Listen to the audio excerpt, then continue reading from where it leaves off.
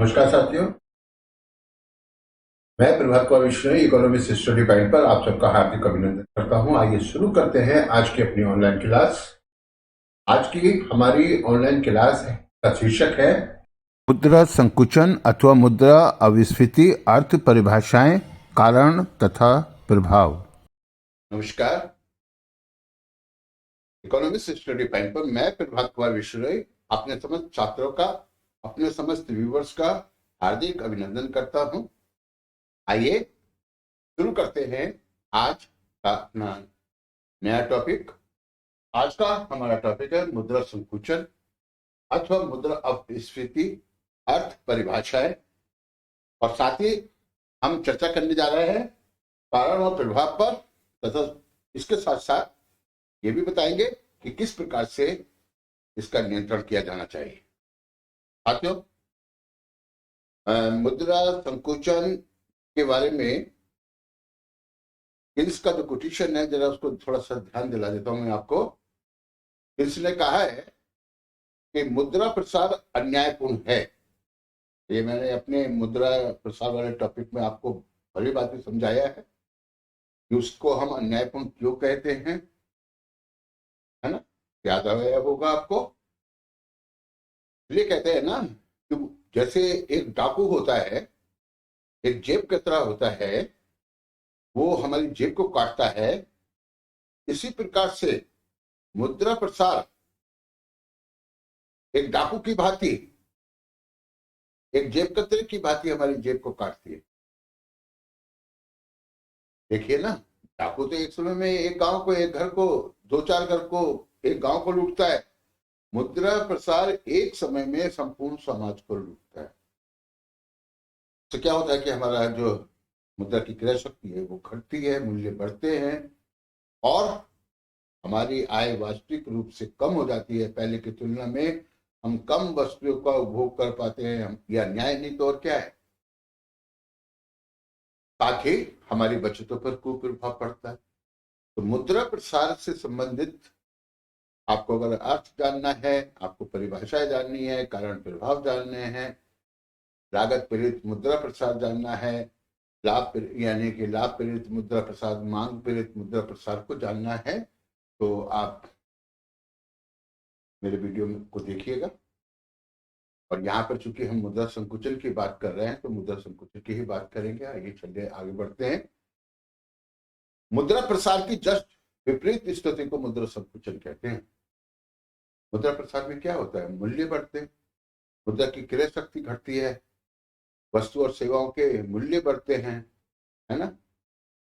ये तो होता है मुद्रा प्रसार। प्रोफेसर कॉल्सन ने मुद्रा प्रसार को, अंग्रेजी में तो डिफ्लेशन ऑफ मनी बोलेंगे ना, मुद्रा संकुचन अथवा मुद्रा आविष्कृति। होता ही है ना कि जब मुद्रा की मात्रा चलन में कम हो जाती है किसी वजह से उत्पादन की तुलना में, अगर मुद्रा की मात्रा में कमी आई तो समझ लीजिए कि मुद्रा संकुचन का क्रम शुरू हो जाएगा। मुद्रा प्रसार का अर्थ होता है मुद्रा की मात्रा में वृद्धि, और मुद्रा संकुचन का अर्थ होता है मुद्रा की मात्रा में कमी। संकुचन निरंतर सिकुड़ना, कम होना, ठीक है। तो यहाँ पे मुद्रा संकुचन की प्रोफेसर क्राउथर ने जो परिभाषा दी है वो ये दी है कि मुद्रा संकुचन वह दशा है जिसमें मुद्रा के मूल्य में वृद्धि होती है, अर्थात वस्तु और मूल्य, यानी वस्तु और सेवाओं के मूल्य गिरते हैं। तो आपको मैं बता दूं, जिस प्रकार से मूल्यों की प्रत्येक वृद्धि को मुद्रा प्रसार नहीं कहा जा सकता, ठीक है, उसी प्रकार से मूल्यों में प्रत्येक गिरावट को मुद्रा संकुचन नहीं मान। तो थोड़ा ये मुद्रा की मात्रा में कमी और फलस्वरूप वस्तु सेवाओं के मूल्य में कमी का होना तो हम मुद्रा संकुचन नहीं मान सकते, ठीक है। ये परिभाषा थोड़ा कहिए कि शाब्दिक रूप में तो भले ही सही हो, लेकिन वैज्ञानिक रूप से अगर देखें, विश्लेषणात्मक रूप से देखें, तो हम इसकी आलोचना करते हैं कि ये ठीक नहीं है। प्रोफेसर पिंगू की परिभाषा। प्रोफेसर पिंगू ने क्या कहा है, जब किसी समाज की मौद्रिक आय की तुलना वहां पर वस्तुओं और सेवाओं का उत्पादन अधिक तेजी से बढ़ता है, यानी मौद्रिक आय की तुलना में वहां पर वस्तुओं और सेवाओं का उत्पादन अधिक तेजी से बढ़ता है, जिससे मुद्रा की क्रय शक्ति बढ़ जाती है, या वस्तु और सेवाओं के मूल्य गिर जाते हैं, मुद्रा की क्रय शक्ति बढ़ जाती है, अथवा वस्तु और सेवाओं के मूल्य गिर जाते हैं, तब मूल्यों में इस कमी की जो ये प्रवृत्ति होती है, इसको मुद्रा संकुचन अथवा मुद्रास्फीति, अविस्फीति कहते हैं। बात समझ में आ गई होगी। चलिए इसकी परिभाषा की व्याख्या और भी आगे करते हैं। अभी हम सैमुअलसन की परिभाषा को और देख लेते हैं। प्रोफेसर सैमुअलसन ने क्या कहा है? मुद्रा संकुचन से अभिप्राय ऐसे समय से है, ठीक है ना, ऐसे समय से जब अधिकतर कीमतें तथा लागतें स्थिर रहती है। प्रोफेसर पिंगू की जो परिभाषा है, प्रोफेसर पिंगू ने क्या कहा है कि जब किसी समाज की मौद्रिक आय की तुलना में वहां पर वस्तुओं एवं सेवाओं का उत्पादन अधिक तेजी से बढ़ता है, जिससे मुद्रा की क्रय शक्ति बढ़ जाती है या वस्तु सेवाओं के मूल्य गिर जाता है, तब मूल्यों में कमी की इस प्रवृत्ति को मुद्रा संकुचन अथवा मुद्रा अविस्फीति कहते हैं। तो यहाँ पर ध्यान देने वाली बात यह है कि प्रोफेसर पिंगू ने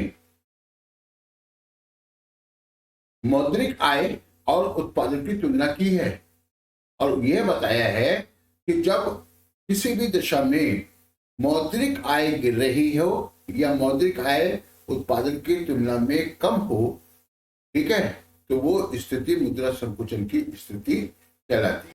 देखिए, उत्पादन को हम कह रहे हैं प्रोडक्शन, यानी पी, या इसको ओ कह दीजिए, पी कह दीजिए, और आय को हम वाई मान रहे हैं, ठीक है, आय। अब देखिए, आय अपनी जगह पर स्थिर रहे और उत्पादन बढ़े। उत्पादन यानी कि उत्पादन, वस्तु सेवाओं के उत्पादन में वृद्धि हो रही है किंतु आय स्थिर है। तो पहली स्थिति है ये, अर्थात इसमें जो है मौद्रिक आय वस्तु और सेवाओं की तुलना में स्थिर है, ये स्थिति मुद्रा संकुचन की है। दूसरी है, यानी जब हमारे उत्पादन ये बढ़ रहा है और मौद्रिक आय भी बढ़ रही है, यानी वाई में भी वृद्धि हो रही है, लेकिन वाई में होने वाली वृद्धि प्रोडक्शन में होने वाली वृद्धि से कम है, तो ये स्थिति हो सकती है, ठीक है। इसको इस तरीके से देखिए। आगे देखिए, थर्ड स्थिति क्या हो सकती है? जब मुद्रा की मात्रा और उत्पादन दोनों गिर रहे हैं, यानी कि पी भी गिर रहा है और वाई भी गिर रही है, लेकिन वाई में तेजी से गिरावट हो रही है। पी की तुलना में वाई, यानी कि उत्पादन, वस्तुओं और सेवाओं के उत्पादन की तुलना में मौद्रिक आय तेजी से कम हो रही है, तो ये स्थिति भी मुद्रा संकुचन की हो सकती है। चौथी स्थिति में क्या होगा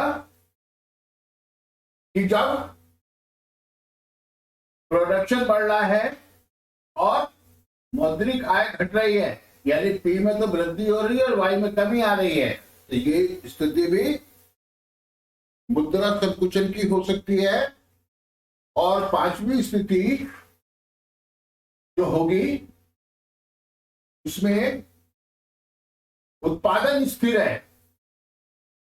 पी स्थिर है, किंतु वाई में गिरावट हो रही है, तो ये 5 स्थितियां हो सकती है जिसमें मौद्रिक आय में तो कमी हो रही है किंतु उत्पादन मौद्रिक आय से अधिक है। तो प्रोफेसर पिंगू की परिभाषा क्या है? जब किसी समाज की मौद्रिक आय की तुलना में वहां वस्तु एवं सेवाओं का उत्पादन अधिक तेजी से बढ़ता है, वस्तु सेवाओं का उत्पादन बढ़ता है, इससे मुद्रा की क्रय शक्ति बढ़ जाती है। मुद्रा की जो क्रय शक्ति है, परचेसिंग पावर ऑफ मनी, वो जो है इंक्रीज हो जाती है। या वस्तु सेवाओं के मूल्य गिर जाते हैं, है ना, तब इस प्रवृत्ति को, मूल्यों में कमी की इस प्रवृत्ति को क्या कहेंगे? मुद्रा संकुचन अथवा मुद्रा अविस्फीति कहेंगे। ठीक है, ये बात आपकी समझ में आ गई होगी। अब देखते हैं मुद्रा संकुचन के कारण क्या होते हैं। कारण जानते, देखिए यहां पर ये मुद्रा संकुचन के कारण दे रखे हमने। ठीक है, देखिए क्या कारण है। पहली बात, मुद्रा की मात्रा में कमी। दूसरा, करारोपण और सार्वजनिक ऋणों में वृद्धि। तीसरा क्या है? बैंक दर में वृद्धि। चौथा क्या है? खुले बाजार की क्रियाएं। पांचवा क्या है? अति उत्पादन। तो सबसे पहले मुद्रा की मात्रा में कमी। अभी कमी होती क्यों है? मुद्रा की मात्रा में जो कमी आती है, मुद्रा की मात्रा में जो कमी होती है, ये कमी कैसे होगी? भाई हमारा जो केंद्रीय बैंक है वही तो मुद्रा का निगमन करता है। केंद्रीय बैंक का एक मेव या एक छत्र या एकाधिकार है मुद्रा के निगमन पर। तो कभी कभी सरकार की नीति होती है कि मुद्रा की मात्रा को कम किया जाए, मूल्यों को नियंत्रित किया जाए, मूल्यों में कमी लाई जाए, है ना। तो इसमें क्या करता है केंद्रीय बैंक या सरकार? कि किसी विशेष मुद्रा के मूल्य, मतलब मुद्रा की मात्रा को निरस्त कर देता है। ठीक है, एक बात, चलन में अतिरिक्त जो निगमन होने वाली मुद्रा उस पर, उसको रोक दिया जाता है कि वृद्धि नहीं की जाती। तो इस कारण से मुद्रा की मात्रा में कमी आ सकती है, और यही कमी जो है वस्तु और सेवाओं के मूल्यों में कमी का कारण बन सकती है, और जिससे मुद्रा की क्रय शक्ति। दूसरी जो बात है, करारोपण और सार्वजनिक ऋणों में वृद्धि। सरकार कर लगाती है, और कर का प्रभाव ऐसा होता है कि जेब में जो हमारे है वो सरकार ले ले। ठीक है, यानी कि अगर सरकार जो है करारोपण में वृद्धि कर दे तो हमारी आय का एक बड़ा भाग तो सरकार ले लेगी। तो वस्तु और सेवाओं को खरीदने के लिए हमारी जेब में पहले की तुलना में अब कम धन हो, और स्वाभाविक है कि हमारी मांग पर उसका प्रभाव पड़ेगा। हम वस्तु और सेवाओं की मांग कम करेंगे, और यदि मांग कम होगी तो स्वाभाविक है कि वस्तु के मूल्य भी गिरेंगे और मुद्रा की गिरेगी। दूसरी बात, सरकार सार्वजनिक ऋण लेती है, जनता से जो ऋण लिए जाते हैं। ठीक है, तो सार्वजनिक ऋणों में वृद्धि के कारण भी जनता की जेब का जो पैसा है वो सरकार के पास चला जाता है। ठीक है, तो सार्वजनिक ऋणों में अगर वृद्धि सरकार करती है, आप समझते होंगे ना, जब बॉन्ड वगैरह सरकार जारी करती है, या किसान विकास पत्र है, इंदिरा विकास पत्र है, इस बार के बजट में भी महिला समृद्धि पत्र के रूप में सरकार एक और बॉन्ड ला रही है। तो जब वो उसकी बिक्री करती है तो उसका प्रभाव ये होता है कि अगर मान लो 6,000 का है तो 6,000 रुपये हम देंगे तो कागज हमको मिलेगा, पैसा सरकार को चला जाएगा। समझ गए? तो इससे यही सार्वजनिक ऋण की प्रवृत्ति है, इसी को कहते हैं। आगे चलिए,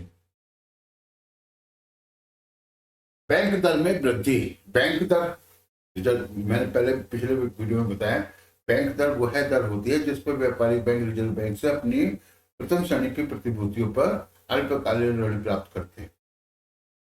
ठीक है, बैंक दर में कमी अगर सरकार करती है तो यानी व्यापारिक बैंक रिजर्व बैंक से पैसा लेते हैं, जनता को उधार देते हैं। यदि बैंक दर में वृद्धि कर दें तो व्यापारिक बैंक जो है वो अपना पैसा वापस करना शुरू कर देंगे, क्योंकि ब्याज की दरें बढ़ेगी, और ब्याज की दरों को बढ़ने का मतलब है कि जनता भी आकर्षित होकर अपनी बचतें जो है वो बैंकों में जमा करना शुरू करेगी। अब ऐसे में व्यापारिक बैंक क्या करेंगे? कहां से देंगे ऋण? तो वो बैंक को वापस करते हैं। तो बैंक दर में वृद्धि मुद्रा संकुचन का कारण बन जाती है। ठीक है। इसके अलावा खुले बाजार की क्रिया, इसमें जो है बहुत सारे बॉन्ड यानी कि सरकारी पत्र होते हैं, विकास पत्र, इंद्र विकास पत्र है, किसान विकास पत्र है, जिसको हम एनएससी वगैरह भी हैं। ये सब जो है यानी प्रतिभूतियां, इनको हम बोलते हैं, यानी कि इन प्रतिभूतियों का जब विक्रय रिजर्व बैंक करता है तो इन प्रतिभूतियों का जो मूल्य होता है मुद्रा के रूप में वो तो रिजर्व बैंक में जमा होता है और बॉन्ड वगैरह वो जनता को मिल जाता है। तो इससे जनता की क्रय शक्ति कम हो जाती है। तो ये भी जो है बहुत बड़ी बात है। तो खुले बाजार की क्रियाएं भी मुद्रा की मात्रा को नियंत्रित करती है, मुद्रा की मात्रा में कमी लाती है, जिससे उसकी क्रय शक्ति बढ़ती है और वस्तु के मूल्य कम होते हैं। अब यहाँ आपको हम दिखाएं अति उत्पादन, वस्तु और सेवाओं का उत्पादन मांग से अधिक होना अति उत्पादन की समस्या कहलाएगी। आवश्यकता से अधिक उत्पादन हो जाना किसी भी वस्तु का, चाहे वो गेहूं हो, चीनी हो, आवश्यकता से अधिक, मांग से अधिक उत्पादन हो जाना अति उत्पादन कहलाता है। ये जो समस्या है ये विकास यानी विकसित राष्ट्रों की तो नित्य प्रति रोजाना की समस्या है अति उत्पादन। अति उत्पादन का प्रभाव क्या होता है कि मान लीजिए किसी भी चीज का उत्पादन अधिक हो रहा है, वैसे तो सभी वस्तुओं का उत्पादन अधिक हो जाना अति उत्पादन कहलाएगा। अब क्या होता है ना कि जैसे चीनी है, गन्ना अच्छा हो गया और मिलों में जो चीनी के गोदाम है वो सब भरे पड़े हैं, अति उत्पादन हो गया, सारे गोदामों में चीनी भरी पड़ी है, मांग है नहीं, मांग है केवल इतनी, ये बिक गया, चलो ये भी बिक गया, अब ये बचा पड़ा है अति उत्पादन। अब इसका क्या हो, अगर ये नहीं बिकेगा तो आगे उत्पादन कैसे होगा, पहले तो इसको बेचना है। तो ऐसी स्थिति पैदा हो जाएगी कि अगर इस उत्पादन को नहीं बेचा गया तो बैंकों का पैसा भी नहीं लौटेगा, श्रमिकों की मजदूरी भी नहीं जाएगी, जो कर्मचारी हैं उनकी मजदूरी भी नहीं जाएगी, अन्य जो लागतें हैं वो कहां से पूरी होंगी। जब पैसा ही नहीं होगा फर्म के पास में या मिल के पास में तो यानी वो आगे उत्पादन कैसे करेंगे। अति उत्पादन की समस्या, बहुत से तो उत्पादक होते हैं कि अपने माल को बेचने के लिए मूल्यों में कमी करते हैं और ये कमी सीधी बात है मंदी के क्रम को जन्म दे देती है, हैं? अमेरिका जैसे राष्ट्र जब उनके यहाँ अधिक उत्पादन होता है ना तो वहां वस्तु और सेवाओं का उत्पादन नहीं होगा, तो ऐसे में वहां पे मंदी उत्पन्न होने लगेगी और मंदी से बचने के लिए अमेरिका की सरकार क्या करती है, जो उसका अधिक उत्पादन होता है पहले तो वो चाहेगा कि भारत जैसे बाजार मिल जाए, भारतीय अर्थव्यवस्था में उस माल को उतार दिया जाए, जिस मूल्य पर बिके बेचो, भागते चोर की लंगोटी सही, जो मिल रहा है वही सही। एक पंथ दो काज, एक तो भारत की अर्थव्यवस्था में विदेशी वस्तुओं का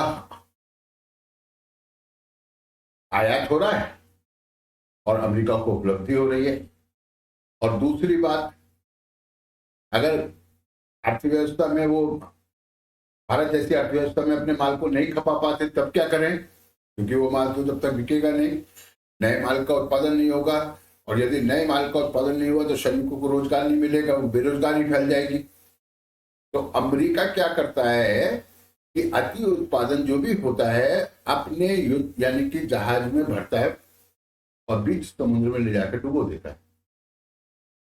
ऐसे में उसको क्या करना होता है कि जो फर्में हैं उनको वो सब्सिडी वगैरह प्रदान कर देता है, जिससे कि वो अपना उत्पादन जारी करे। माल की कीमत सरकार दे रही है और उत्पादन समुद्र के अंदर डुबोया जा रहा है। ये कहा जाता है कि अमेरिका किसी चीज से नहीं डरता, उसे दो चीजों से डर लगता है। अमेरिका नहीं डरता किसी चीज से, ना अणु बम से डरता, ना हाइड्रोजन बम से डरता, ना नाइट्रोजन बम से डरता, ठीक है, ना किसी विशाल सेना से डरता है। वो दो चीजों से जरूर डरता है, एक समाजवाद और दूसरा मंदी। समाजवाद आएगा ना तो बड़े बड़े पूंजीपति हैं, सबका दिवाला निकल जाएगा, और अगर मंदी आई तो अर्थव्यवस्था डूब जाएगी। तो इन दो चीजों से अमेरिका भी डरता है ना। तो मंदी से बचने के लिए अपने माल को समुद्र में डुबो देता है अमेरिका। अति उत्पादन की समस्या बहुत जटिल होती है, आर्थिक समस्याएं जन्म देती हैं। अति उत्पादन की जो समस्या है ये बेरोजगारी को जन्म देती है, और इसमें मूल्यों में गिरावट, बिक नहीं रही, कम करेंगे, बैंकों का पैसा लौटाना, बैंक का ब्याज देना है, श्रमिकों की मजदूरी देनी है, तो उत्पादक वर्ग कुछ मूल्य कम करता है अपने माल को बेचने के लिए, और ये मूल्यों में गिरावट का दौर मंदी की अवस्था को जन्म देता है। तो मैं भी यही कहूंगा कि आर्थिक उत्पादन जो है मुद्रा संकुचन के लिए एक महत्वपूर्ण कारण बन जाता है। अभी तक हमने मुद्रा संकुचन का अर्थ, परिभाषा और मौद्रिक आय तथा उत्पादन की तुलना की, जिससे हम इस बात का ज्ञान कर सकते हैं कि मुद्रा संकुचन की स्थिति है अथवा नहीं है, और साथ ही हमने मुद्रा संकुचन अथवा मुद्रा अविस्फीति के कारणों की विस्तृत विवेचना की। आइए अब देखते हैं कि मुद्रा संकुचन अथवा मुद्रा अविस्फीति के प्रभाव क्या है। साथियों, यानी किन्स का जो कोटेशन है, किन्स, प्रोफेसर जे.एम. किन्स, तो उन्होंने कहा है कि मुद्रा प्रसार अन्यायपूर्ण है, मुद्रा संकुचन अनुपयुक्त है, और इन दोनों में संभवतया मुद्रा संकुचन अत्यधिक बुरा है। याद रखिए इस कोटेशन को, बहुत महत्वपूर्ण कोटेशन है ये। मतलब उनका कहना यह है कि मुद्रा प्रसार जो है वो अन्यायपूर्ण है, मुद्रा संकुचन को उन्होंने अनुपयुक्त बताया, बुरा बताया, आवश्यक अनावश्यक बताया, कोई आवश्यकता नहीं है उसकी, है ना। और यदि हम दोनों की तुलना करते हैं तो मुद्रा संकुचन अत्यधिक बुरा है। अब मुद्रा प्रसार वाले जो टॉपिक में हमने मुद्रा प्रसार के अर्थ वगैरह पर, उसके परिभाषाएं, उसके कारण, उसके प्रभाव, मुद्रा प्रसार विशुद्ध मौद्रिक कई घटना नहीं है, साथ ही हमने लागत प्रेरित और मांग प्रेरित मुद्रा इस प्रसार को बताया। वो सारे टॉपिक आप देख लीजिए पीछे, और यदि चैनल पर नए हैं तो चैनल को सब्सक्राइब भी कर लीजिए, ठीक है। जो भी नए वीडियो में बनाऊंगा वो आपको मिल जाएंगे समय से, और अपनी परीक्षा की तैयारी करने में आपको मेरे चैनल का सहयोग जो है वो प्राप्त होता रहेगा। चलिए आगे बढ़ते हैं। मुद्रा प्रसार अन्यायपूर्ण है, और मैंने बताया था इसके उस वीडियो में, जो मुद्रा प्रसार से संबंधित मेरे वीडियो में मैंने बताया था कि मुद्रा प्रसार की तुलना हम क्षय रोग से करते, क्षय यानी टीबी रोग। मुद्रा प्रसार की तुलना हम वर्षा से कर सकते हैं, मुद्रा प्रसार की तुलना हम डाकू से कर सकते हैं। और उसी में हमने बताया था कि डाकू जो है एक दो परिवार को, एक गांव को लूटता है, मुद्रा प्रसार संपूर्ण समाज को लूटता है, ठीक है। प्रारंभिक अवस्था में अर्थव्यवस्था के लिए बुस्टर का काम करता है मुद्रा प्रसार, लेकिन जब वो रेंगता हुआ होता है उसी स्थिति में, जब वो चलता हुआ, दौड़ता हुआ और कूदता हुआ होता है, तो फिर वो उसका जो प्रभाव है बहुत ही बुरा पड़ने लगता है अर्थव्यवस्था में।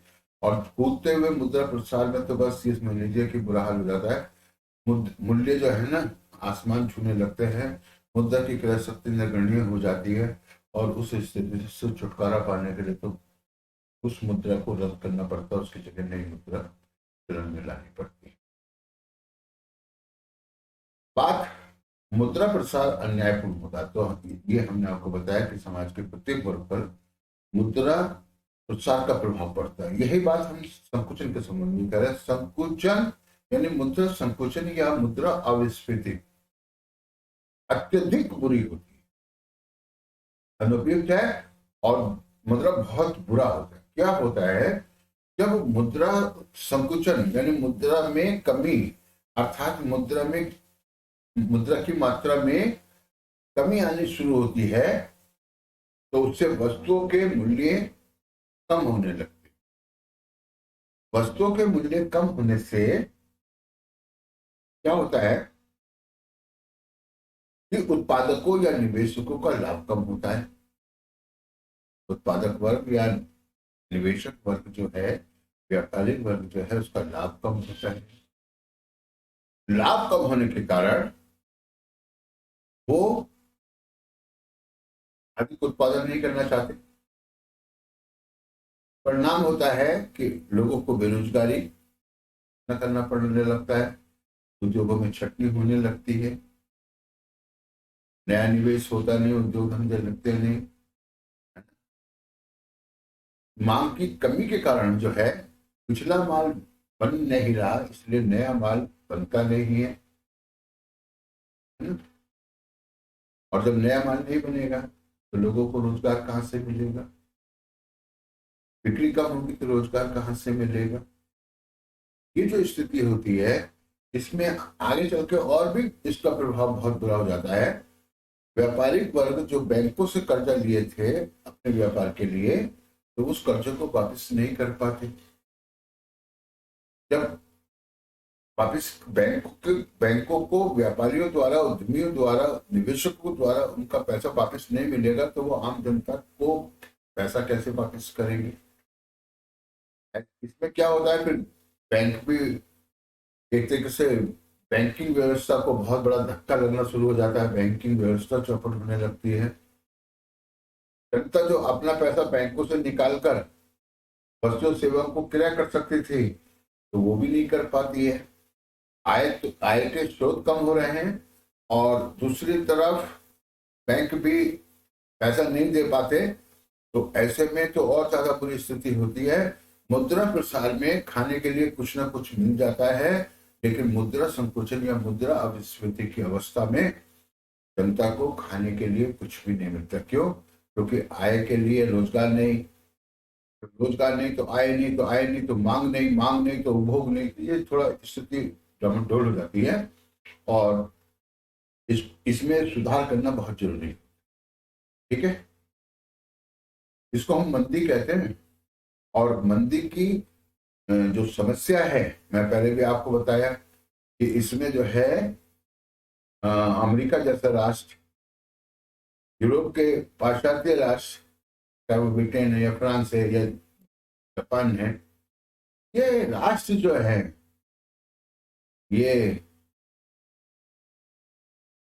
डरते हैं तो सिर्फ समाजवाद और मंदी से। मंदी से तो सभी को डर लगता है भाई, मंदी तो बहुत ही खतरनाक। जितने भी राष्ट्र हैं जिनमें पूंजीवाद है, उन राष्ट्रों को मंदी से डर लगता ही लगता है। ठीक है, मंदी की अवस्था में रोजगार खत्म और आय खत्म और उपभोग खत्म। ठीक है, आइए अब हम जो है मुद्रा संकुचन के दुष्प्रभावों पर चर्चा करें।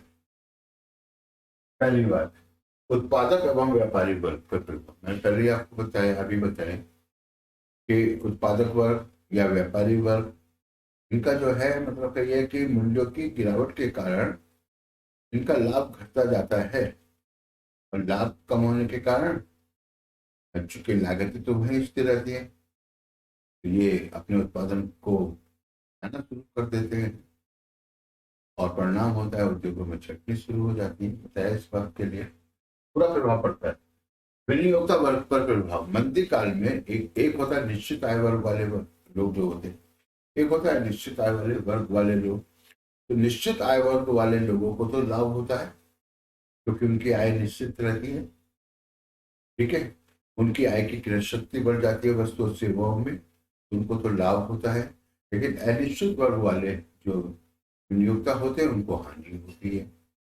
ठीक है, क्योंकि उनकी आय जो है वो स्थिर नहीं रह पाती।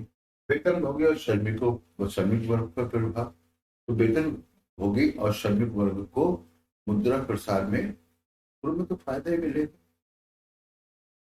वो इस रूप में कि उनकी जो आय है उसकी जो क्रय शक्ति है वो बढ़ती चली जाती है, वस्तुओं के मूल्य कम हो रहे हैं तो उनको पहले की तुलना में ज्यादा वो कर पाते हैं, तो उनका रहन सहन का स्तर अच्छा होने लगता है। लेकिन श्रमिक वर्ग पर कुछ समय के उपरांत जो है जब छटनी शुरू होती है तो बेरोजगारी उनको पैदा हो जाती है, तो वो स्थिति उनके लिए दुखदायी होती है। उपभोक्ता वर्ग पर क्या प्रभाव पड़ता है? उपभोक्ता वर्ग, जैसा कि मैंने पहले बताया आपको, उपभोक्ता वर्ग को तो फिर वो सस्ती वस्तुएं मिलेंगी, और सस्ती वस्तु यानी कि मुद्रा की मात्रा बढ़ी, मूल्य कम हुए तो मूल्य मुद्रा की मात्रा में कमी आई, मूल्य कम हुए, इससे तो उपभोक्ताओं को लाभ होता ही है, तो उनका रहन सहन का स्तर उन्नत होगा। ये भी यहाँ पे भी वही बात है। ऋणी और ऋणदाता पर प्रभाव, एक तो जिसने ऋण लिया है वो तो हो गया ऋणी, और जिसने ऋण दिया है वो हो गया ऋणदाता। तो क्या होगा ना कि जैसे किसी से हमने 1,000 रुपए लिया उधार, ठीक है, और 1 कुंटल गेहूं आते थे 1,000 रुपए में, है ना, 1,000 कुंटल गेहूं आते थे।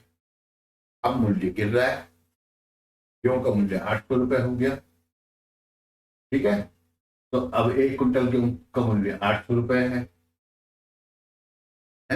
अब 1,000 रुपए लौटाने, पहले हमने 1 कुंटल गेहूं लिया था, 1,000 रुपए के बराबर था, अब हमें ज्यादा पैसा देना पड़ रहा है ना। तो ऋणी को तो हानि होती है, और ऋणदाता को अपनी मुद्रा के बदले में, यानी कि जो मुद्रा वापिस आती है उसकी क्रय शक्ति पहले की तुलना में ज्यादा होती है, तो इसलिए उसको लाभ होता है। मुद्रा संकुचन के अन्य प्रभाव क्या होते हैं? एक, करों के भार में वृद्धि, कर का भार जनता पर बढ़ता है मुद्रा संकुचन में, ठीक है, सरकार मुद्रा की कमी होती है, सरकार को भी बहुत सारे कार्य करने होते हैं, तो सरकार भी चाहती है कि कर बढ़े, और फिर कर का भार इसलिए भी बढ़ता है कि आय तो मतलब